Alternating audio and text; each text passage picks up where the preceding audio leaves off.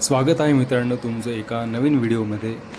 मी आत्ता आहे नागभीड ते ब्रह्मपुरी या मार्गावर असलेल्या सायगाटा ह्या एरियामध्ये। सायगाटा येथे प्रसिद्ध हनुमान मंदिर आहे, तसेच हा एक वाईल्ड लाईफ कॉरिडॉर आहे। हा नॅशनल हायवे 353D आहे आणि हा नागपूर ते गडचिरोली हा अत्यंत ट्रॅफिक असलेला मार्ग आहे। ह्या मार्गाच्या दोन्ही बाजूला जंगल आहे, त्यामुळे नेहमीच वन्य प्राणी हा मार्ग क्रॉस करत असतात। 1.5-2 वर्षाआधी ह्या मार्गाचं सिमेंटीकरण झालं होतं, त्यामुळे ह्या सेक्शनमध्ये वाहनांची स्पीड ही जास्तच असायची, त्यामुळे इथे नेहमीच अपघात व्हायचे।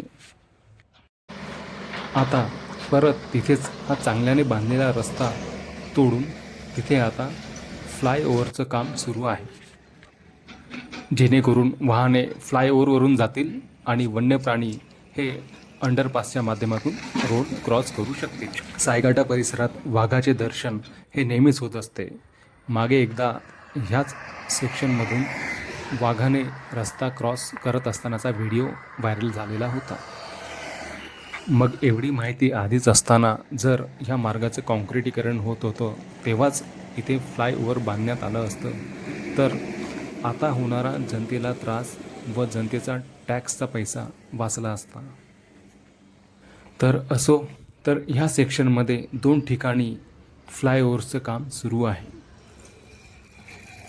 काही ठिकाणी पिलर्स गॅप बांधल्या गेलेले आहेत, तर काही ठिकाणी अजूनही कॉन्क्रीटचा रस्ता फोडून त्यात पिलर्ससाठी ड्रिलिंग आणि पायलिंगचं काम सुरू आहे। सायगाटा मंदिराकडे जाण्यासाठी इथे सर्व्हिस रोड पण असेल।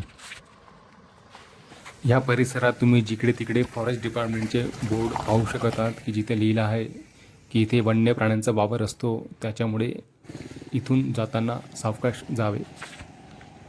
ज्या कंपनीकडे हे फ्लायओव्हर बांधण्याचं कॉन्ट्रॅक्ट दिलेलं आहे, तीच कंपनी नागपुरातील काही फ्लायओव्हर्स पण बांधत आहे। हा आत जंगलात जाणारा रस्ता जातोय सायगाटा मंदिराकडे। तर ठीक आहे मित्रांनो, असेच इन्फ्रास्ट्रक्चर रिलेटेड व्हिडिओज पाहण्यासाठी या माझ्या चॅनलला लाईक, शेअर आणि सबस्क्राईब नक्की करा। Thank you for watching. बाय।